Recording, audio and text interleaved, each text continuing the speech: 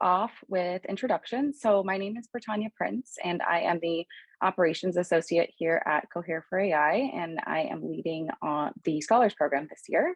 I'm also joined by Sarah Hooker, who I'm sure most of you know. She is the head of Cohere for AI, and we'll be hearing from her shortly as well. We also have some of our current research scholars on the call today. They are finishing up their first part of our first cohort, and they are getting ready to sort of wrap up their time here at C4AI. And so we thought it'd be fun to have them join the call. And I'd love for them to take a second to sort of introduce themselves. So if I can pass it over to you, Louisa, that would be great. Cool. Okay. So I'm Lisa. I'm one of the research scholars based in Brazil. And I'm also a master's student here at the University of Campinas. And on Cohere for AI, I've been working on toxicity mitigation of large language models. And on the last month, I've also been sidekicking on a data pruning project from another scholar. And yeah, I think that's mostly it. Arash? Okay, yeah. So hi, everyone. I'm Arash. Prior to joining the Scholars Program, I was an undergrad at University of Toronto in the EC department. Basically, during the Scholars Program, I worked on quantization of large language models at scale for the first 6 months. Now I'm working on alignment and sort of reinforcement learning from human feedback. I'm also helping out on the side with another Scholars project on efficient instruction tuning. Okay. Hello, everyone. Okay. It's Leke. I'm a research scholar intern at Cohere for AI. I was based in Nigeria before, but now I'm in the United States. I'm about to start my master's at Carnegie Mellon University. I'm currently working on the AYA project. AYA project is the multilingual project, and the aim is just to make multilingual in a short form more inclusive of other languages, especially for low resource, and see how we can improve performance, especially for low resource language. Thank you. Great, thanks so much. So just to quickly review what we're going to be talking about today. So we'll have 4 different sections in today's call. So we'll start off with an overview of Cohere for AI. Then we'll talk about the Scholars Program, sort of high-level overview, and then we'll sort of deep dive into the Scholars Program application and the different pieces of the application. And then lastly, we'll be sure to open it up to that Q&A. And again, we'll be looking at the questions that were dropped into that Q&A function. So be sure to drop them in there anytime throughout this call. So first off, I'm going to go ahead and hand it over to Sarah to talk to us a little bit about Cohere for AI. Hey everyone, so I'll just share a little bit about the lab. Pretend if we could go to the next slide. So for those of you who don't know us, our mission is changing where, how, and by whom research is done. So we're a dedicated research lab. We work on fundamental research, and our goal is to produce top-tier research that we release externally. We also have an open science community, and both of these are dedicated to working on some of machine learning's most challenging problems. And so a lot of what you'll see in a few minutes is maybe some of the work that we've done, but also feel free to ask questions throughout. So if we go to the next slide, so we have a few different programs. So we have both our full-time research staff positions and our full-time research programs like the Scholars Program, as well as open science initiatives. So today we'll be mostly talking about the Scholars Program, but you can go to our website and learn more about our overall initiatives. If we go to the next slide, maybe I'll just cover briefly some of them. So our research covers things like our publications, our research lab, the Scholars Program, our open science. We have a lot of cross-institutional collaborations. We also just have the open science community, so you can apply to join that if you haven't already. And then we also do a lot of research leadership. So we host fireside chats, we give technical talks, we contribute work on AI policy and safety. And if we go to the next slide, maybe I'll share a little bit about some of the things that we've achieved over the last year. So our research collaborations have involved over 100 plus academic partners, scholars, and researchers from over 30 institutions and organizations. So we collaborate very widely. We've launched 15 open science initiatives. This includes initiatives like AYA, which you may have heard of. This is a big cross-institutional collaboration around multilingual. And we've presented work at top ML conferences, including ICLR, NeurIPS, ACL, and EMNLP. So this is really our goal, is to be producing top tier research and presenting at these venues. And if we go next slide. So these are some of our papers. So we publish on topics ranging from efficiency at scale, safety, generalization, multilingual. We also work on things like software, hardware interaction, as well as things like how do we audit models at scale. So these are just some of the topics. I think you heard in the introductions from Louisa, Arash, and Leke, you know, some of the subtopics, and they might talk about that a bit later. So I'll leave that for then. If we go to the next slide. So one of our commitments is to have open science collaboration, and maybe I'll just say briefly, if you are interested, aside from the Scholars Program, feel free to learn more on our website about our open science community. So maybe if we go to the next slide. Okay, great. Yeah, let's jump in here, because I think this is why we're all here. This is the Scholars Program. So in 2023, so earlier this year, we welcomed our first cohort. So Louisa, Arash, and Leke are here. So they are 3 of our scholars cohort. And we have scholars from Brazil, Germany, US, Canada, Nigeria. Really, our scholars, we want to support rising talent all over the world. So it's very exciting to see that you're from so many places, because that's part of our goal. And if we go to the next slide. Scholars are typically paired with projects. So Louisa, Arash, Leke mentioned the projects. So some of the projects that have been paired with this year are things like evaluating data pruning techniques, efficient intuitive evaluation of conversational models, parameter efficient fine-tuning, and more. Here are some papers that came out of the first cohort. So the first paper is a paper which was led by Arash. He was the first author on that paper, and he can talk about that a bit more. The second paper was led by Louisa, and she can talk about that a bit more, but it was on using black box APIs for toxicity evaluation research. Both of these were submitted to top tier venues, and I'm really proud of both of these works.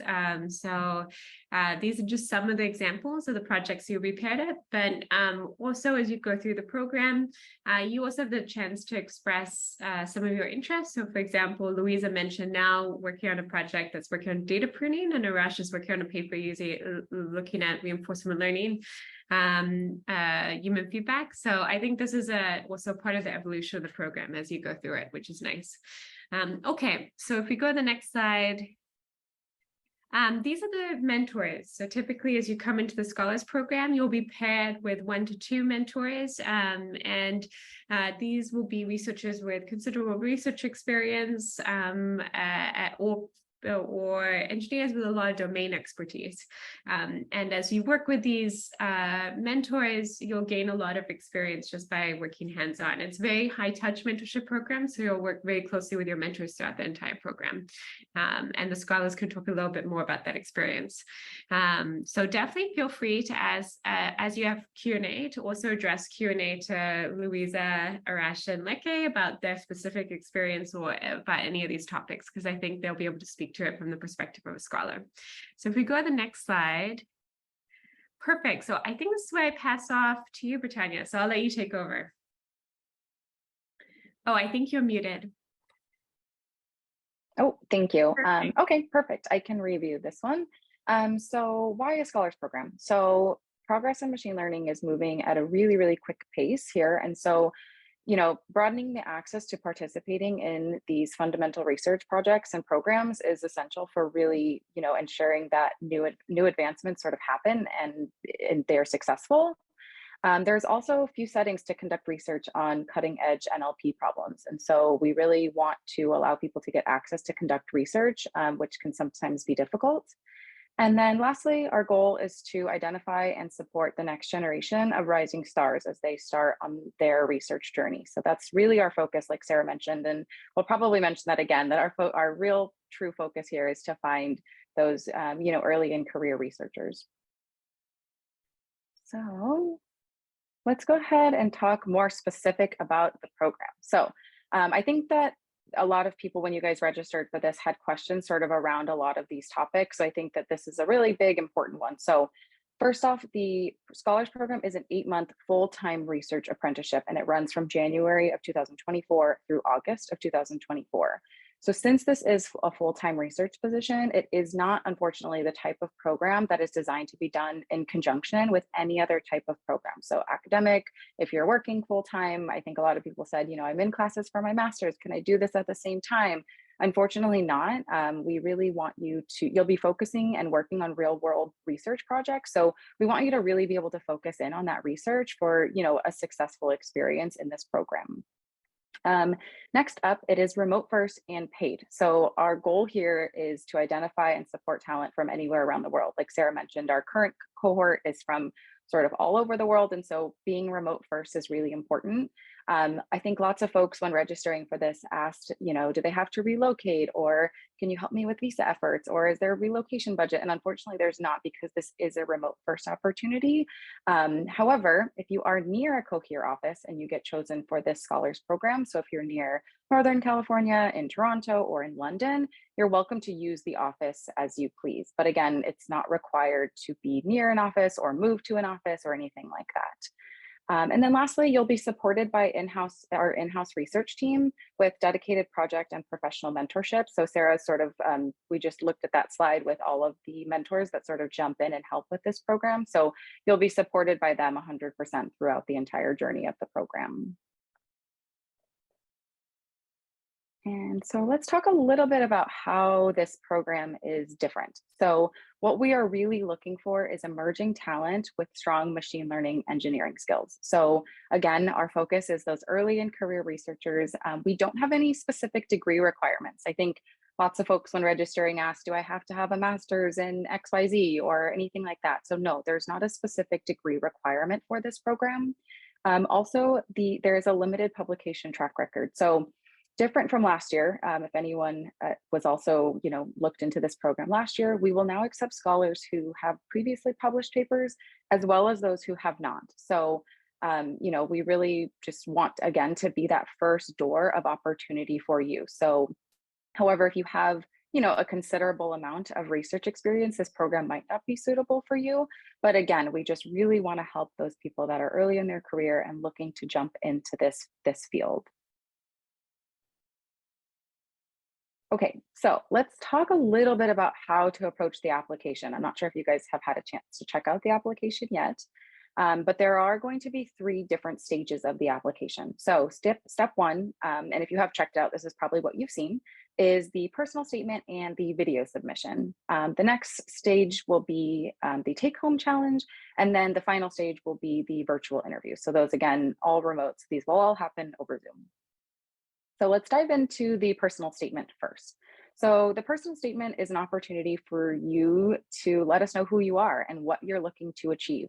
So this prompt here is taken directly from the application. So this is not different. So no need to try to write this down or screenshot or anything. This is directly from our application. And so what we want you to do is we want to know more about your interest in machine learning, as well as your research interest and your goals. So you're going to use the space to write a brief 500-word or less personal statement.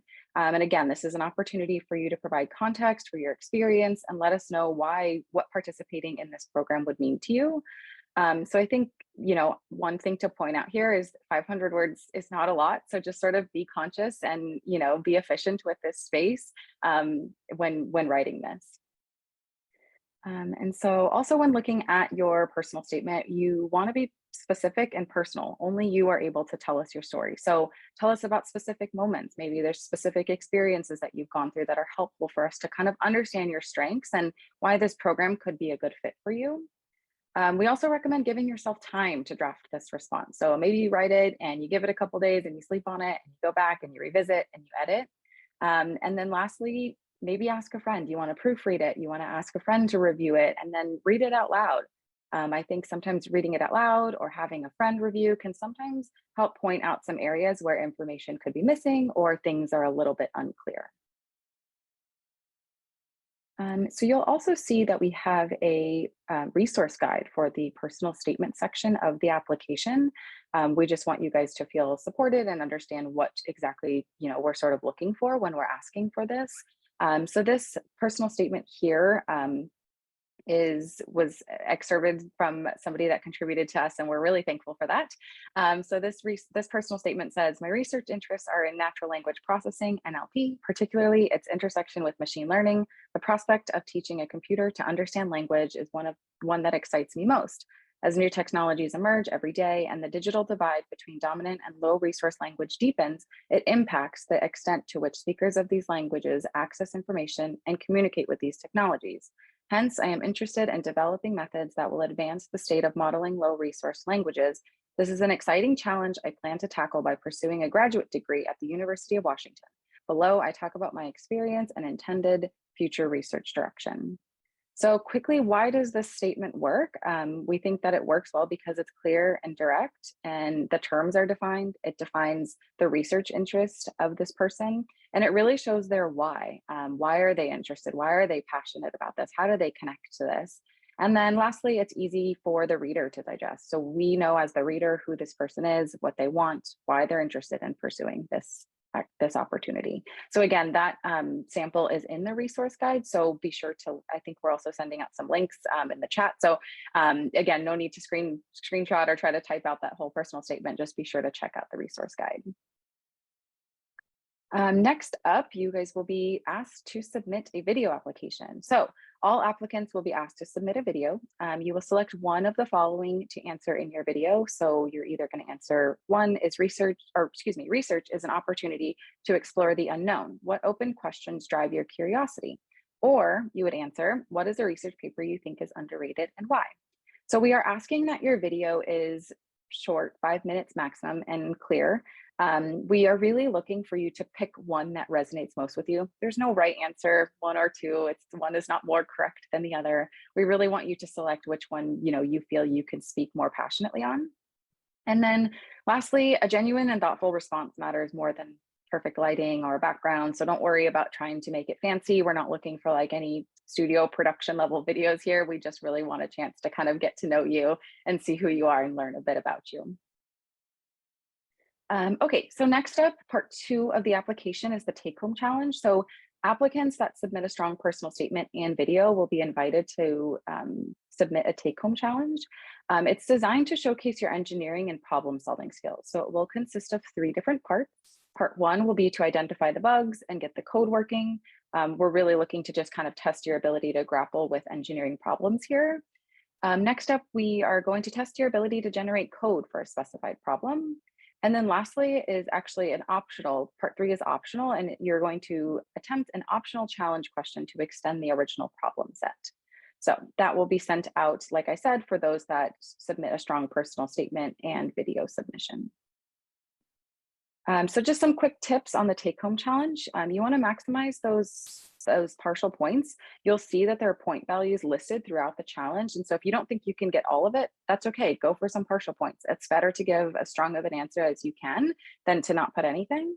And lastly, if something is behaving different than you expected, tell us what you did, walk us through that, and let us know what results you're seeing.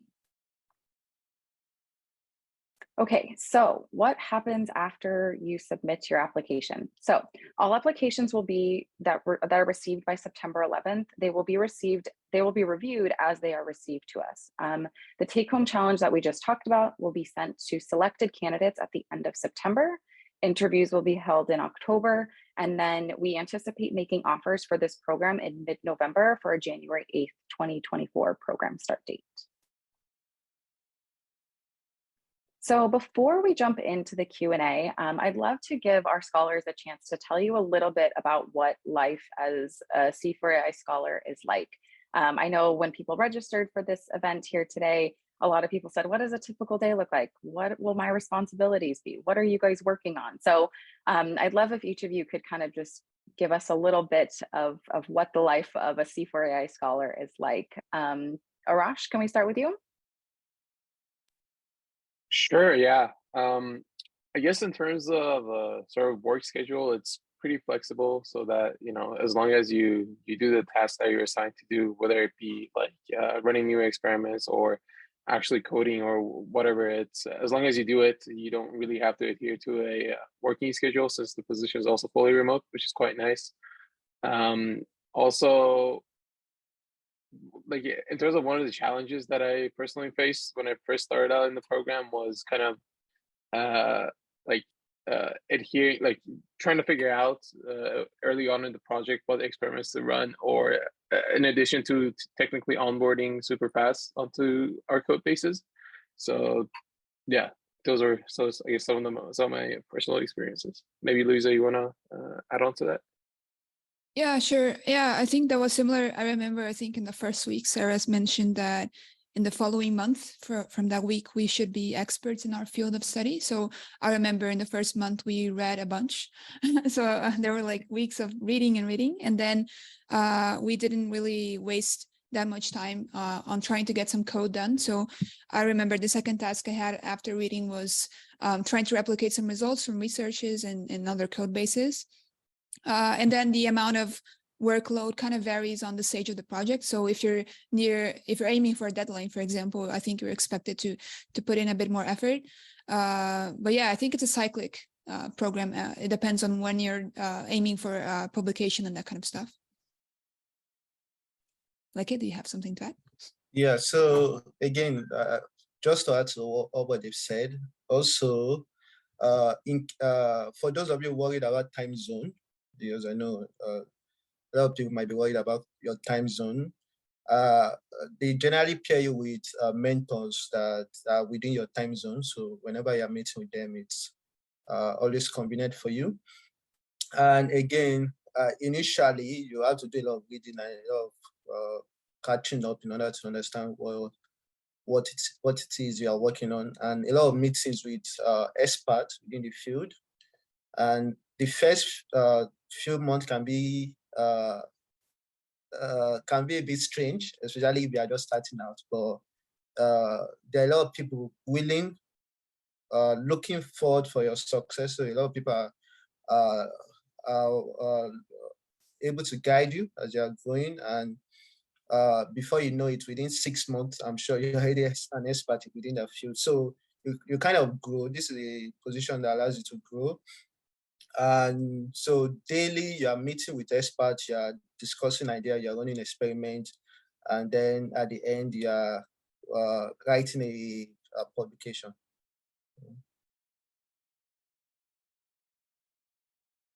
Yeah, that's really Awesome. great. And maybe do some of you want to talk about some of the meetings that we have as a team, like how the week looks? Maybe that would also be helpful. And then we can open up for wider Q&A and just allow people to chime in.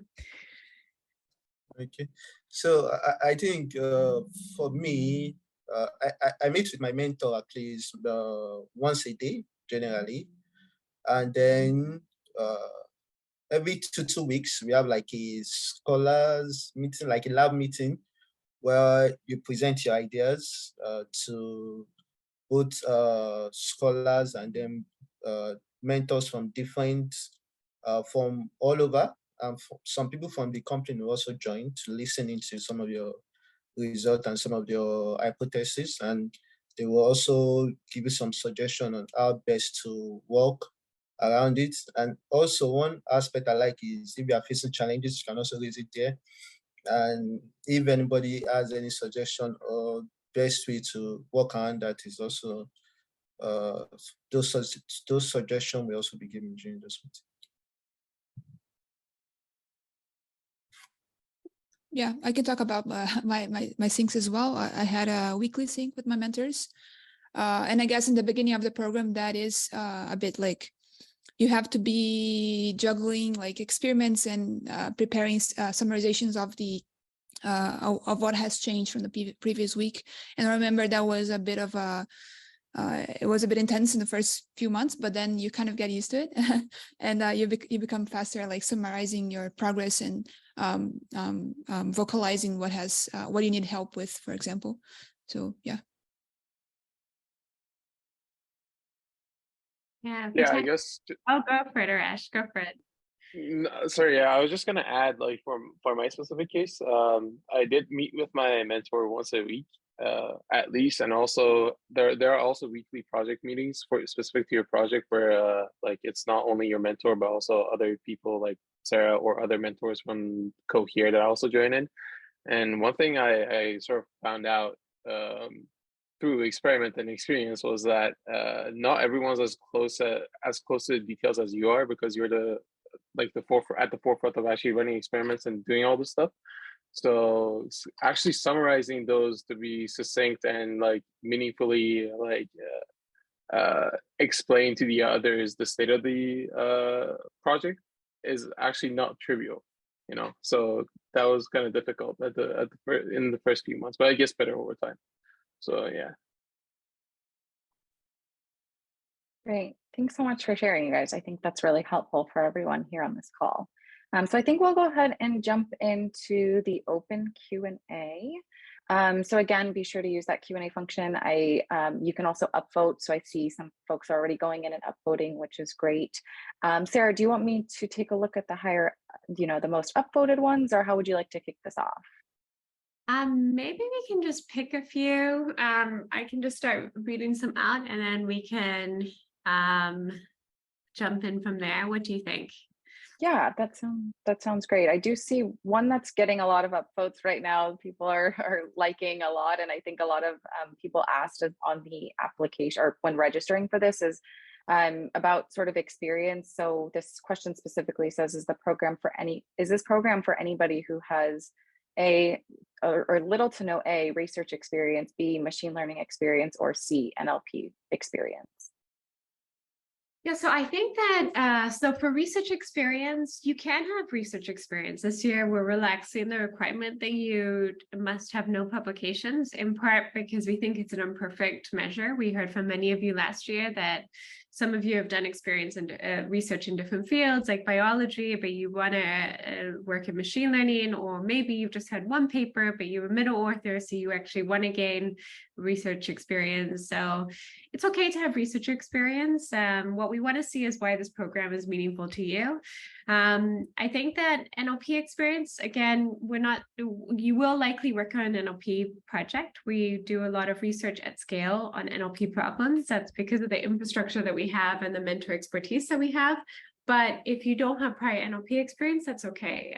So, I mean, maybe Arash can speak to the fact that Arash, prior to this, you were working mainly in reinforcement learning, and so you came in and now worked on NLP.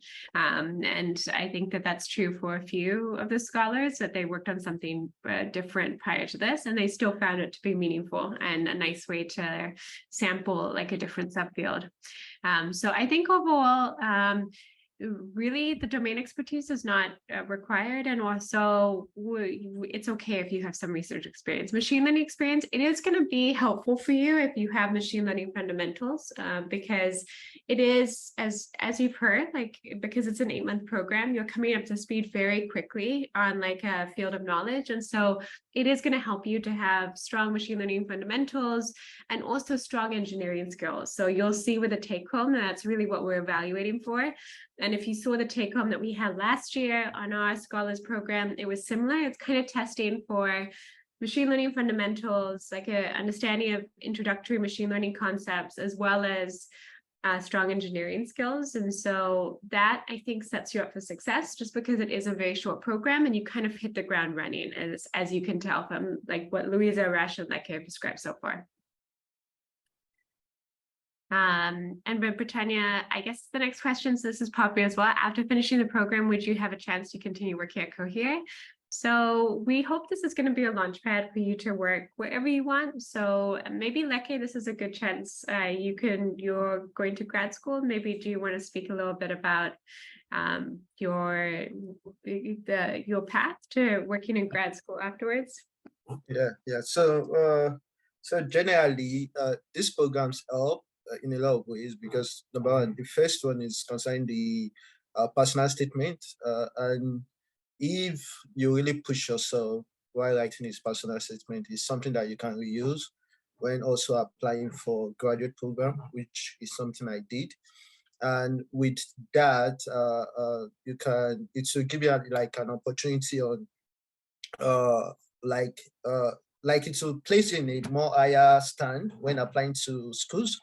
And also, because of the experience I've gotten from the research program also, while if you're interested in applying for graduate program also, is another benefit to you, because number one, your professor sees you as someone that's worked in research before and you understand some of the rigors that are necessary. So for me, I started out applying for this program, and this program make me understand that number one, that I needed, that my knowledge was limited in a sense, even though I was learning a lot, and then I needed to learn more. And for me, I thought grad school is another place to continue that learning. With some of the applications I've gotten and some of the experience I've gotten, went into those applications for grad school, and I'll be starting my master's at CMU this fall. Yeah, so I think that's one path. So at least two of us scholars for this cohort are going on to graduate programs. I also think that we support our scholars if they want to apply for open positions at Cohere and or elsewhere. So like the goal of this is to be a launch pad for whatever you want to do next in your career, but it is an 8-month program. And so we typically try and support you with whatever you want to do afterwards. So I think that answers that question. Louisa, Rashleke, do you spot a question that you want to answer?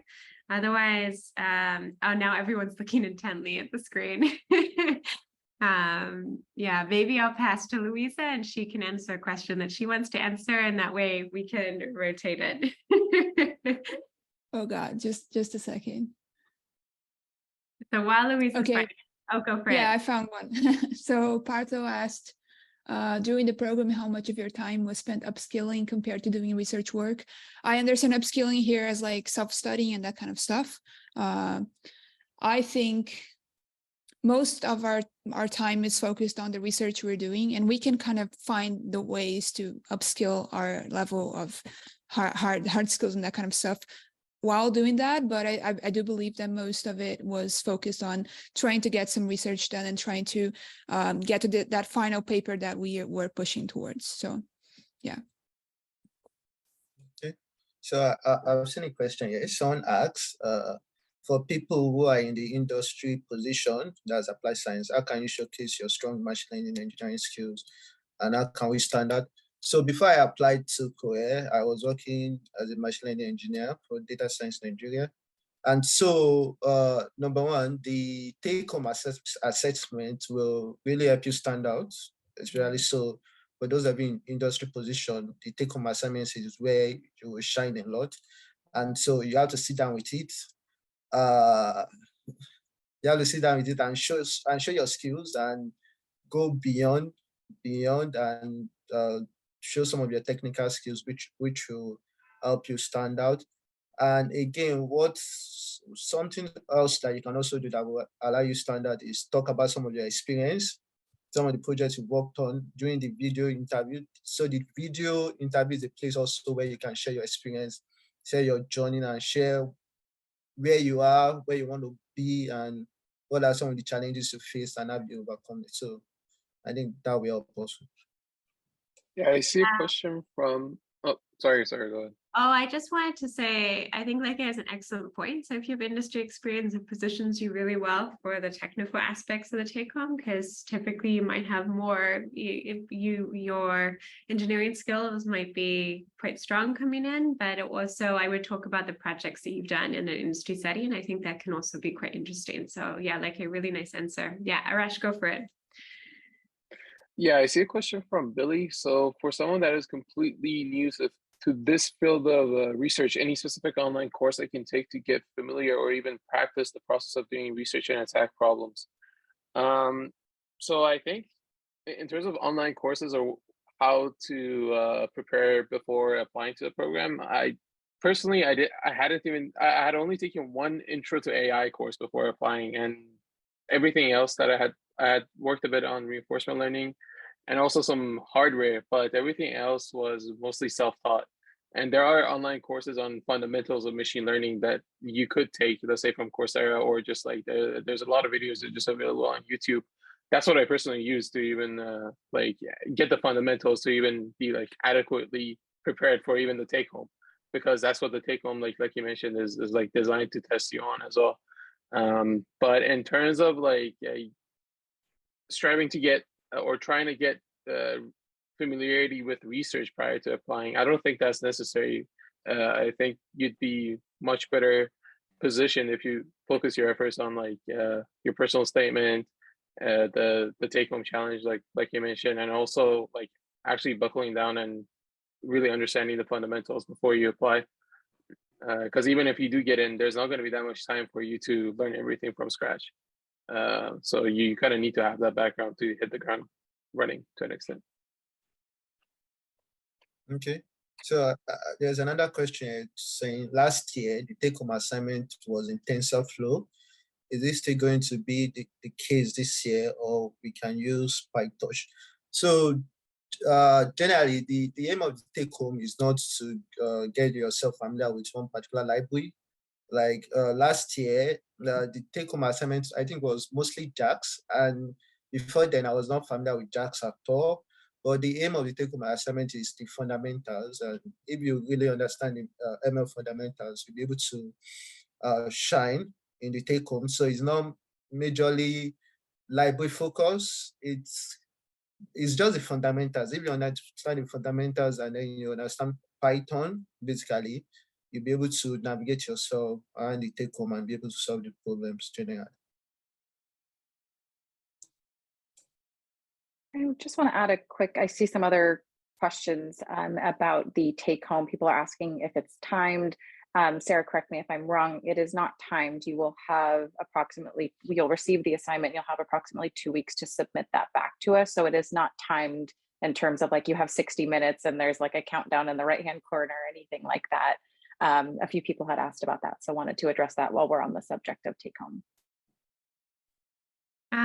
I'll also quickly address this. There's been a few questions about compensation or the amount of stipend. So we pay competitive industry level pay, so representative of the tech industry. So you'll learn more about that and you can ask your recruiter once you're further in the process, but it's competitive with the technology industry that we're in. And so it would be industry level compensation. I also saw some questions about if we can choose the research topic we're going to work on. And at least, I mean, Sarah probably can answer this better, but at least from last year, at the final interview rounds, we were presented with what would be our project. And there was like an interview to see if we were a match to that and if you would like that. So as far as I understand, we cannot choose that, but I think the mentors try to kind of pair us up with topics that could interest us. And yeah. Yeah, that was really well said. So what Louise is referring to is the final round is basically a project match round. So you'll meet with the mentors that are actually working on that project, and you'll be given a paper and the project description beforehand, and you'll come into that meeting to kind of gauge your interest in that topic, or your perspective on the paper that you were given.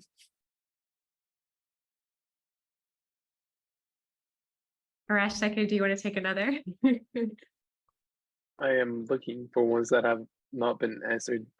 I see a couple questions, not sure who wants to sort of tackle this one, but I see a common thread here about people asking if the program purely focuses on NLP or are there other fields as well?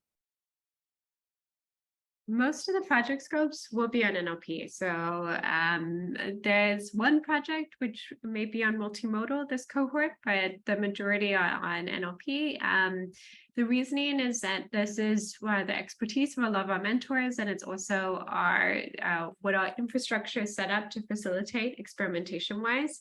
But I would say our open science initiatives are not solely NLP. So if you're interested in other areas, you can always join our open science community, and we have subgroups for computer vision, for reinforcement learning, for ML efficiency more broadly. And there we hope to facilitate research that supports a lot of those fields. But for the Scholars Program, given it's 8 months, the focus is on NLP.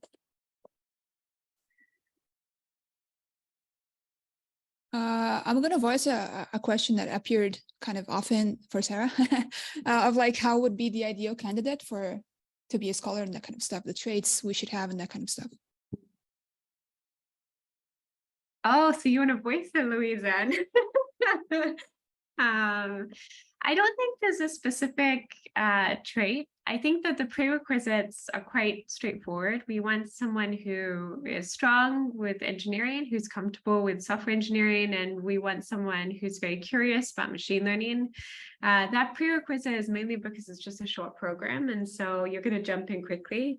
But the traits themselves are, we want someone who is interested and curious and wants to explore this field. And our whole goal is to support talent everywhere, but also what came across most in the interviews and in the process itself. And I think with the scholars that ended up being part of the program is just a curiosity about wanting to answer these fundamental questions. And so I would say, think about that as you write your personal statement. You don't have to know exactly what you want to work on, but just the sense of why is this an important program for you? Like, why is this the first door to open for you on this research journey, and how can we help?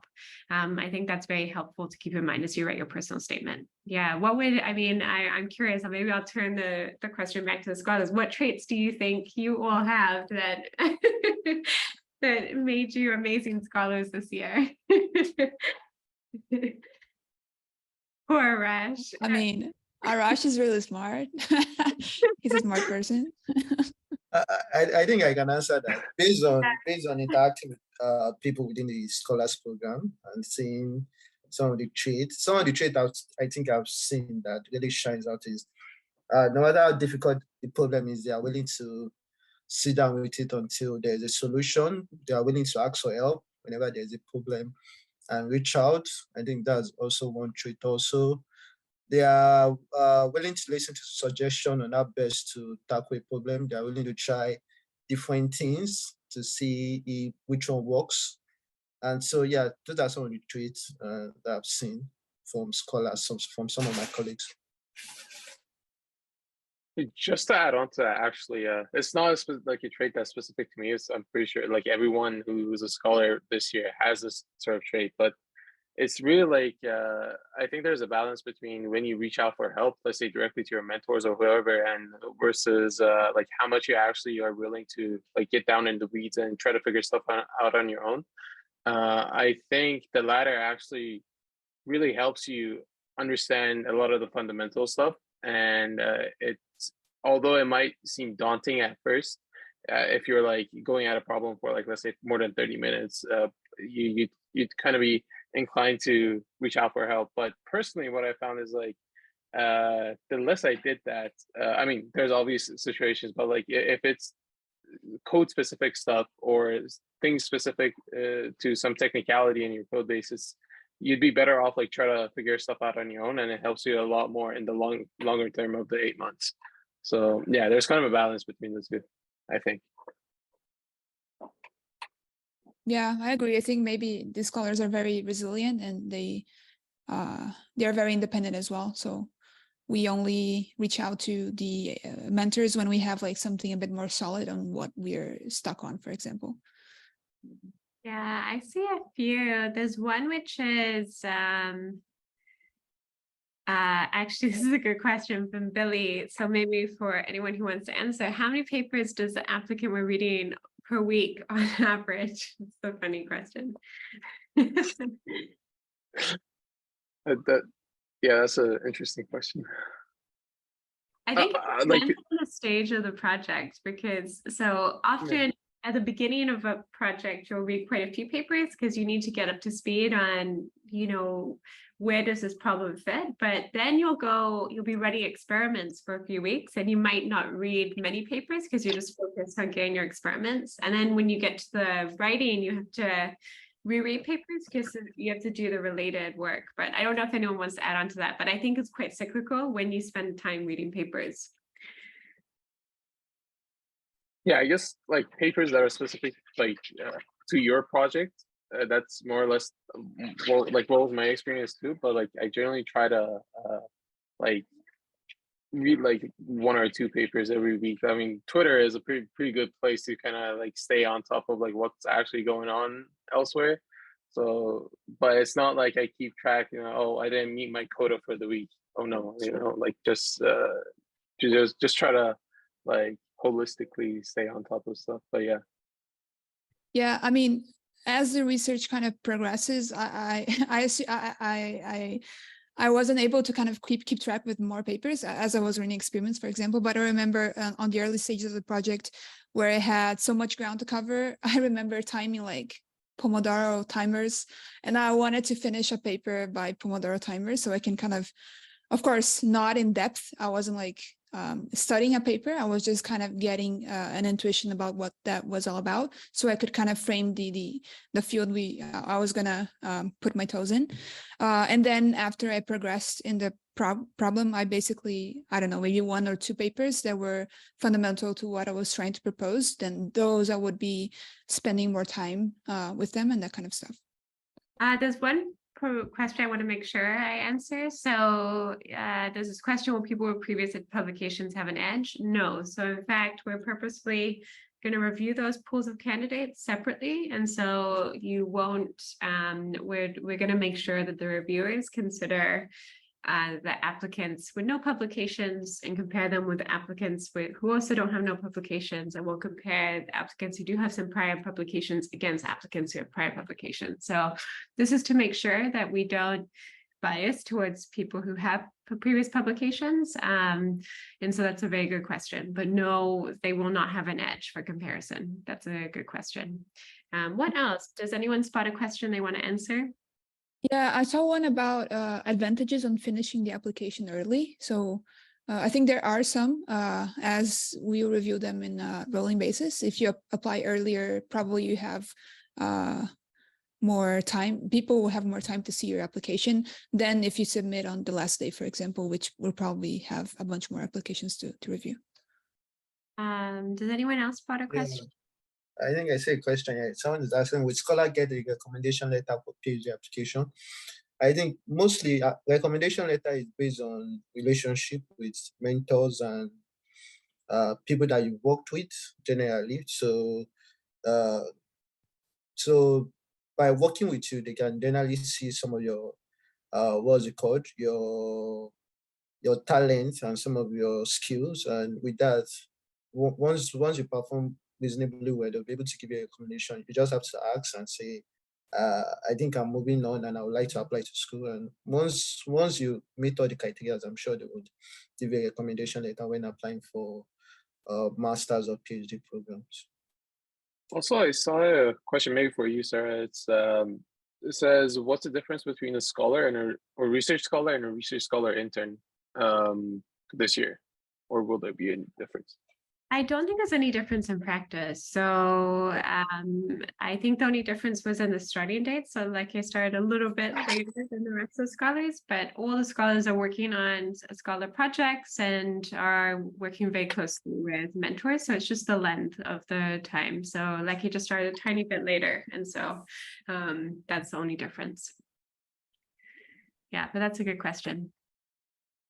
There is a question here that I'll kind of make it bigger. It's like, how do you approach a paper for projects? Do you find them by yourself? I think that kind of tackles like the responsibilities of a research scholar. And I think the responsibilities are mainly like of a first author of a paper. So you are in charge of code, you're in charge of most of the writing. You're in charge on some of the literature review as well. But as the project starts, you kind of have like this project proposal that has some previous work that may be of a reference to you. But yeah, I mean, I think everyone kind of got out of that list and found new papers, also because new papers are being published constantly. So yeah, you're expected to find that by yourself as well.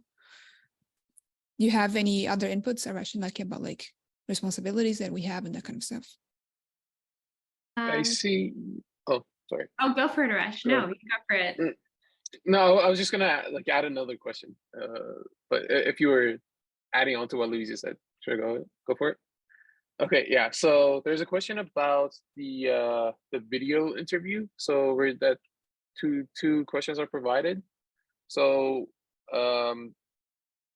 is it possible for the applicant to answer both of the questions in the 5-minute slot, or should they pick one and definitely like stick to it strictly, or is it okay to kind of like dip into the other question as well? That was more of a question for you, Sarah. I'm not sure about the logistics. Britannia, do you want to go for that one? Yeah, go for it. Yeah, I mean, I think that if you can squeeze, a solid answer to both questions in 5 minutes, then, go ahead and do so. However, I don't necessarily think that's going to like get you extra points or anything. I mean, like we said, it's both questions, you can choose between the questions. The reason that there's two is because we want you to be able to speak on one that you're most passionate or most excited to answer. But it's not wrong by any means to try to answer both in the 5 minutes, but just be sure to be sure that you're giving us the full answer and all the information and background knowledge on your answer that you want to give us, and make sure that we know about you. There is one here about if we get publications under our name in the program, how likely is that? And I think it's that's the goal, I think, to have like an artifact, to have some, to at least submit to somewhere. And now if you have publications in your name, it will depend if it will get accepted or not. But in this cohort, we have submitted to a bunch of different conferences. I think Arash submitted to NeurIPS. I submitted to an iClear workshop and MLP conference. So yeah, I think that's a very likely chance for you to have something on your name, but you have to put in the work as well. So you elaborate on the coding challenge, time expected to complete, type of questions. We got a bunch of questions about this. So I think Batania did a great job laying the groundwork earlier. So it will be, you'll have 2 weeks. So everyone who gets accepted to that round will get the technical take home at the exact same time. There'll be 2 weeks. I recommend actually that you join the open science community because we'll have an FAQ there. So if you have questions about the take home, you can post FAQs there. But typically this is just a technical take home. It will be in a collab. You'll be sent the collab and then you'll have to return it with your name on top. So there'll be more details about that when we get to that round, but you will have an entire 2 weeks. So it's not meant to be a stress timed environment. It's meant to be an environment which you can do your best and spend the right time. And that will happen after applications close on September 11th. We'll review the final pool. I think Louise's point about applying early is that typically we have people who are reviewing every week as it comes in. And so since there's lower volume right now, people will probably spend more time looking at your application, but we will look at every application that comes in. And so that's our commitment, is that everything that comes in up until September 11th will be reviewed. But it is rolling. So we have people looking at applications that come in every week. So hopefully that counts. I know we now have 3 minutes left. So maybe let's end with something high level, which is, what are the 2 main selling points of the program? So Louisa or Arash, like, hey, what are 2 reasons people should apply for this program? For me, I would say growth. If you want to grow within your ML journey, and generally I come from a place where opportunity for research like this are basically limited. And so if you are looking for a place and you feel like you want to go in your journey, I think this is a place to apply for. And if you want to interact with some of the best talent in the world, need some of the best mentors you can offer to guide you within this journey, I think you should consider applying. yeah, I'll say something that I've said to some people close to me, that I don't think I'll have an opportunity like this on the following years. And I mean, like, having high touch mentors that are actually writing the paper with me and being so close to the project as I am. So I don't think that is something we can find and that easily in graduate programs, for example. So the program really gives you like a very deep contact with your mentor and an opportunity to learn full-time, which is not something I was able to do before as well. Like, research full-time was something that I was struggling to find here in Brazil. So I think the program allowed me to actually dedicate more of my time to that goal of becoming a researcher. And of course, hopefully I'll have some papers out of this, and that will make my PhD application stronger as well. So yeah. Just to basically like recap / add on a bit, but it's like, I feel like you can't really hope for anything better than this if you're trying to break into the research industry, whether you want to prepare for grad school or let's say later on you potentially want to do research in industry. Like a lot of the openings in industry that are, let's say, residency programs / scholar programs, or just like internships in research, they either require a graduate degree or you need substantial experience in the field. So yeah, I feel like it's quite unique in that in terms of like the type of applicants it's geared towards. And I don't think any other there are many opportunities like this at all. I just want to add, I know Britannia's about to close us out, but I just wanted to say thank you so much, everyone, for being here. But also, I'm so excited to read your application. So I still personally review amongst others. And I just like, this is what brings me a lot of joy, is to just see all your accomplishments and everything you're doing. And so I'm really looking forward to seeing what you're interested in the program, and also just to learn about your research interests, because life is rarely about a single program. So I think treat this also as a good opportunity to just reflect for yourself, like what you want out of your research journey. And with that, Britannia, I'll pass it back to you.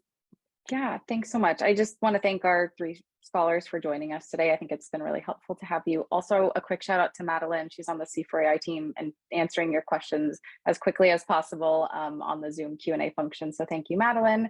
And lastly, just for some more information, so if you still have some additional questions, be sure to check out our Scholars Program FAQ channel on the Cohere for AI Discord. And then also join our C4AI Open Science community if you want to get involved in some of our other programs. There's our website here to learn more. But yes, like Sarah said, we're excited to see your applications come in. So thanks so much for joining us today, everyone.